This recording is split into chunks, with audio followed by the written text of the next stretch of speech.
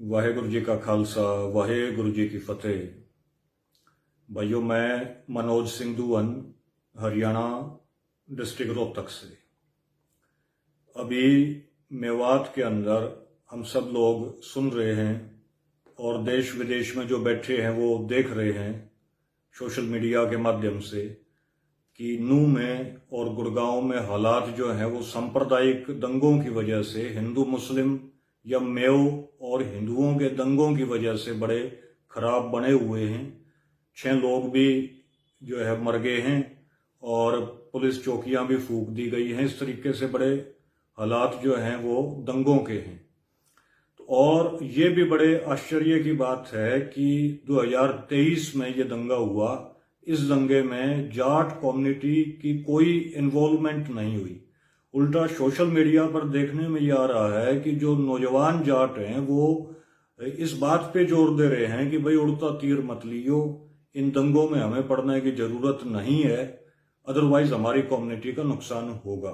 तो ये समझदारी जाट कौम में कैसे डेवलप हुई, जबकि 1947 में भी जाट जो है वो दंगों में इन्वॉल्व हुए थे मुसलमानों के खिलाफ।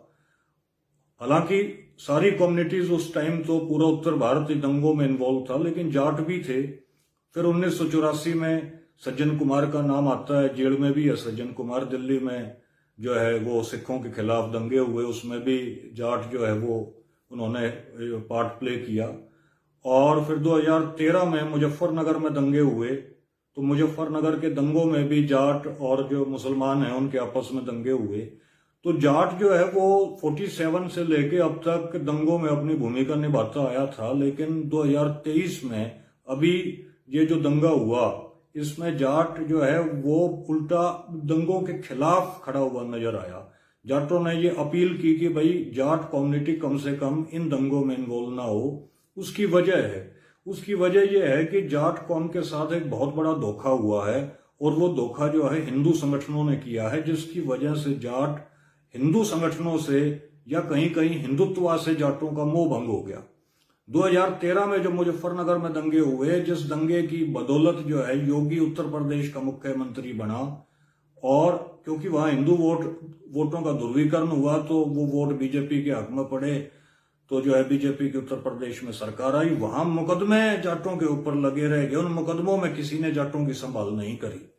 उसके बाद 2016 के अंदर हरियाणा में फरवरी 2016 में जाटों ने कहा भाई हमें आरक्षण दो, हम इस देश के लिए हमेशा ही खड़े मिलते हैं। करगिल लड़ाई में सबसे ज्यादा जाट शहीद हुए, 71 की लड़ाई में सबसे ज्यादा जाट शहीद हुए, 65 की लड़ाई में सबसे ज्यादा जाट शहीद हुए। तो लड़ाई जब भी भारत पाकिस्तान की होती है तो उसमें सबसे ज्यादा तो आगे बढ़ के जाटों की शहादतें होती हैं। तो हमें आरक्षण भी तो चाहिए, हमें इस देश में हम पिछड़ते जा रहे हैं, हमें रिप्रेजेंटेशन भी तो चाहिए। लेकिन जब जाटों ने अपने आरक्षण की डिमांड रखी तो इनके ऊपर गोलियां चला दी हरियाणा गवर्नमेंट ने। 20 के लगभग हमारे भाई शहीद हुए, हमें जेलों में डाल दिया। सैकड़ों नौजवानों को जेलों में डाल के उनका भविष्य बर्बाद करने की जो है वो कोशिश हुई, और भविष्य बर्बाद किया भी।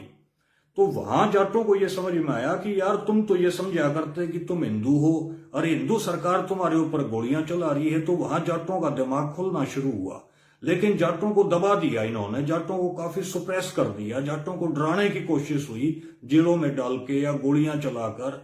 लेकिन 2020 में जब किसान मूवमेंट चला, और किसान मूवमेंट जो था वो बेसिकली जो अडानी के खिलाफ था, क्योंकि अडानी को ही सरकार सारी मंडी को देना चाह रही थी। तो उसमें जब पंजाब से उठ के किसान दिल्ली में आया तो हरियाणा के जाटों को भी हौसला हुआ कि भाई देखो ये भाई हैं तुम्हारे अपने। तो 2016 में तो जाटों को दुश्मन की पहचान हुई, और किसान मूवमेंट में जाटों को जो है अपने दोस्तों की पहचान हुई, अपने भाई की पहचान हुई कि पंजाब वाले सिख जो हैं वो हमारे भाई हैं।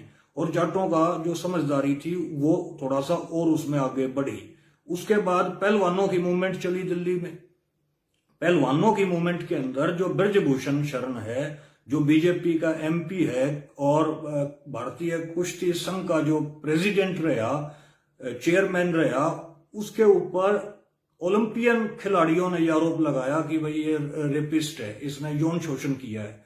तो अयोध्या के संत भी उसके हक में आके खड़े हो गए, और उस मुद्दे को, जो एक राष्ट्र का मुद्दा था, जो एक देश का मुद्दा था, जो खिलाड़ियों से जुड़ा हुआ मुद्दा था, उसको भी जो हिंदू संगठन थे इन्होंने जात पात में बांटने की कोशिश की और वहां जाटों को अकेला सेग्रीगेट करने की, अकेला कून में लगाने की इन्होंने कोशिश की। तो वहां भी जाटों को यह समझ में आया कि यार ये तो तुम्हारा इस्तेमाल कर रहे हैं, ये तो आज तक तुम्हारा इस्तेमाल करते आए हैं। तो अब जो है हरियाणा सरकार ने काम तो कुछ करवाया नहीं, हरियाणा में कोई नौकरियां नहीं दी, कोई यहां बेरोजगारी को दूर करने की कोई कोशिश नहीं हुई। तो यहां अब ये चाह रहे हैं कि भाई हिंदू मुस्लिम होकर और जो है ये दोबारा से बीजेपी सत्ता में आ जाए, लेकिन काठ की हांडी बार बार नहीं चढ़ती। अब लोग शाणे हो चुके हैं और खासकर जाट बिरादरी तो ज्यादा शाणी हो चुकी है, क्योंकि जाटों ने तो मार खाई है और जो जिसके कान पाटेंगे वो सिद्ध कहलाएगा। जाटा के तो कान पाटे हैं, जाटों ने तो जेड़ें देखी हैं, जाटों ने तो जो है गोलियां झेली हैं अपने सीने के ऊपर। तो इस वजह और अपना अधिकार मांगते हुए इस वजह से जाट जो है इस मेवात के दंगे में इन्वॉल्व नहीं हुए। मेवात जो है वो मेवाती जो है वो जाटों जैसे हैं। सर छोटू राम जी अक्सर कहा करते भाई जाट का हिंदू क्या और मेव का मुसलमान क्या। मेव जो है वो ज्यादा कट्टर कौम नहीं है, कोई कट्टर मुसलमान नहीं है। मेव तो हमेशा से ही इस देश के लिए खड़े मिले हैं। बाबर से भी लड़ाई मेवों ने लड़ी। राजा हसन खां मेवाती जी बाबर से लड़ाई में, बाबर भी मुसलमान था, उसके टक्कर किसने ली? हसन खां मेवाती, जो राजा हसन खां मेवाती जी ने ली। वो शहीद भी हुए बाबर से लड़ाई लड़ते हुए। तो मेवाती तो भारतीय सेना में भी हैं। उन मेवातियों को बदनाम कर रही है ये गवर्नमेंट, जिनका एक आदमी फौज में नहीं। गुजरात में देख लो कितने एक आदमी फौज में है, इनका एक आदमी फौज में नहीं। और ये मेवातिया ने बदनाम कर रहे हैं कि मेवात तो जो है वो मिनी पाकिस्तान हो गया है मेव तो, जबकि मेव जो है उसके अंदर मेरे भाइयों जाट भी हैं और उसके अंदर मीणा भी हैं, उसमें राजपूत भी हैं, उसमें गुज्जर भी हैं। ये सारे ट्राइब्स मिलकर जो है ये मेव नाम धराया गया। मेवात में रहने वाला जो है वो मेवाती है या मेव है। और इसके अंदर सारे जाट हैं, इसमें जाट भी है, गुज्जर भी है, इसमें राजपूत भी हैं। ये हमारे भाई हैं, हमारा सगा ब्लड है, हमारे गोद सेम है, हमारा खून एक है। धर्म अलग हो गया तो कोई बात नहीं, लेकिन हमारा खून तो एक है।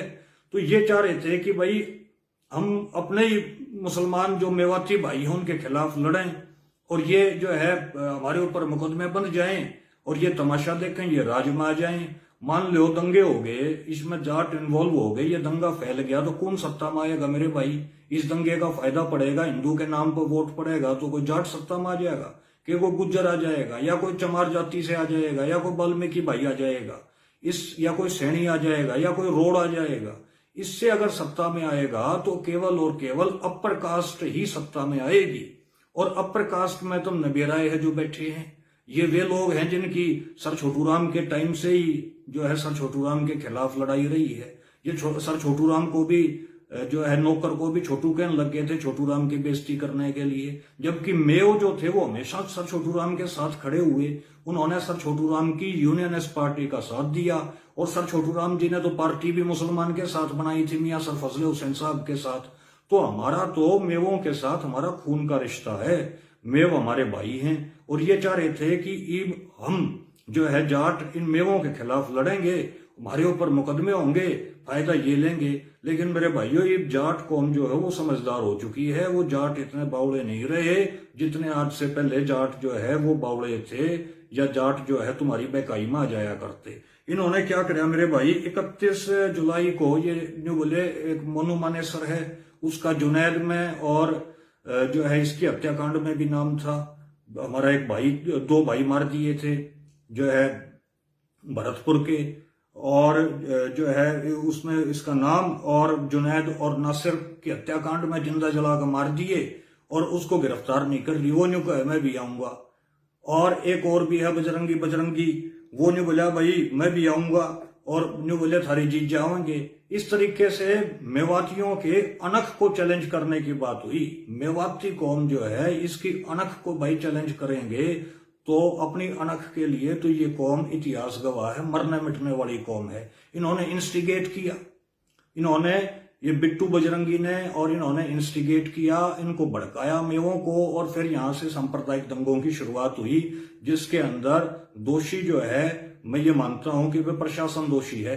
लेकिन खट्टर साहब न्यू कह रहे हैं भाई हमारे द्वारा पुलिस फोर्स की कमी है, जाति दंगे हुए हैं। पुलिस फोर्स की कमी की वजह से दंगे नहीं हुए, और पुलिस फोर्स की कमी है तो पुलिस फोर्स हम पूरी क्यों नहीं करते? जब 2016 के अंदर फरवरी में प्रकाश कमेटी ने अपनी रिपोर्ट दी थी कि हरियाणा के अंदर पुलिस रिफॉर्म्स की जरूरत है, तो 2016 से लेकर 2023 तक अब तक पुलिस रिफॉर्म्स क्यों नहीं किए? किसने नहीं किए? वो सरकार ने नहीं किए। तो फिर भी सरकार जो है न्यू कह रही है कि भाई पुलिस फोर्स की कमी है। पुलिस फोर्स की कमी नहीं है, यहाँ जो तुम्हारी नीयत है ना, इस नीयत की कमी है। तुम ये चाह रहे हो कि भाई दंगे हों और तुम्हारी सरकार जो है दोबारा आए। पुलिस फोर्स की कमी है तो पुलिस फोर्स ने भरो, फिर वैकेंसीज निकालो। वैकेंसी कार्ड नहीं रहे तो भाइयों ईब जाट तो जो है ना वो इनके चंगुल से बाहर आ गया है, कम से कम हरियाणा का तो आए गया। तो मैं ब्रिज मंडल के जाटों से भी अपील करता हूं कि भाइयों तुम भी, ये थारे दिमाग में इसके कीड़े रह रहे हैं कट्टर हिंदूवाद के, तुम अपने इन दिमागी कीड़ों को निकालो, क्योंकि ये नुकसान करेंगे। हम तो भुगत भोगी हैं मेरे भाइयों, आज तक मेरे ऊपर मुकदमे चल रहे हैं, हमारे सैकड़ों भाइयों के ऊपर मारों पर मुकदमे चल रहे हैं, जेलों में हमारे भाई। तो आज भी हम लोग जो है इस बात के मुकदमे झेल रहे हैं। आज भी मेरी तारीख थी, कोई काम नहीं आता। मुजफ्फरनगर के मुकदमे चल रहे हैं, कोई काम नहीं आया ये हिंदू। फिर तुमने सारा इतिहास भी पढ़ लिया, देख भी लिया। तो मैं ब्रिज मंडल के जाटों से, खासकर मथुरा के जाटों को, भरतपुर के जाटों को, उनसे मेरी अपील है कि भाइयों थारे भीतर भाई ये जो कीड़े रह रहे हैं ना इस कट्टर हिंदूवाद के, इन कीड़ों को अपने दिमाग से निकालो, इस बीमारी को अपने अंदर से निकालो और तुम भी कट जाओगे। क्योंकि देखम देखी खरबूजे ने देख कर रंग बदलेगा। हम तो लिकट गए हरियाणा के जाट, तो काफी फर्क पड़ रहा है, पहले जैसे वाली बात रही नहीं, अब तो काफी समझदारी आ गई है। लेकिन तुम और भी समझदार हो जाओ, क्योंकि इब थारे ऊपर ये डोरे डालेंगे। और यादवों से भी मेरी अपील है और गुज्जर भाइयों से भी मेरी अपील है कि भाई थारी कम्युनिटी जो है ना ये एक बहादुर कौम है, यादव एक बहादुर कौम है। तुम हरियाणा के जो यादव हैं, कम से कम भाई तुम उत्तर प्रदेश के यादवों से सीख लो, जिन्होंने मुलायम सिंह यादव और अखिलेश यादव जैसी लीडरशिप दी। तुम बिहार के यादवों से सीख लो भाई, जिसने लालू प्रसाद यादव जैसी लीडरशिप दी, जिसने नारा दिया था बुरा बाल उखाड़ दूंगा मैं। माने जो है वहां समतामूलक समाज को बरकरार रखने के लिए लालू प्रसाद यादव ने लड़ाई लड़ी बिहार में, वो भी यादव है। तो मैं हरियाणा के यादवों से भी ये कहना चाहूंगा, अपने राजस्थान के यादव भाइयों से भी कहना चाहूंगा कि भाइयों तुम भी समझदारी दिखाओ, जैसे हमारे उत्तर प्रदेश के और बिहार के यादव भाई दिखाते हैं। इसी तरीके से गुज्जरों से भी मेरी अपील है, भाई गुज्जर तो मुसलमान भी हैं, गुज्जर जो है जैसे, और गुज्जर तो सरदार भी हैं। फिल्म आई थी बॉर्डर, जिसके अंदर जो ये सन्नी देओल है, ये चांदपुरी जिसमें बना हुआ है 71 की लड़ाई में, ये भी जो है सरदार है, गुज्जर है ये। तो हम तो गुज्जर तो मुसलमान भी है, गुज्जर सिख भी है, गुज्जर हिंदू भी है,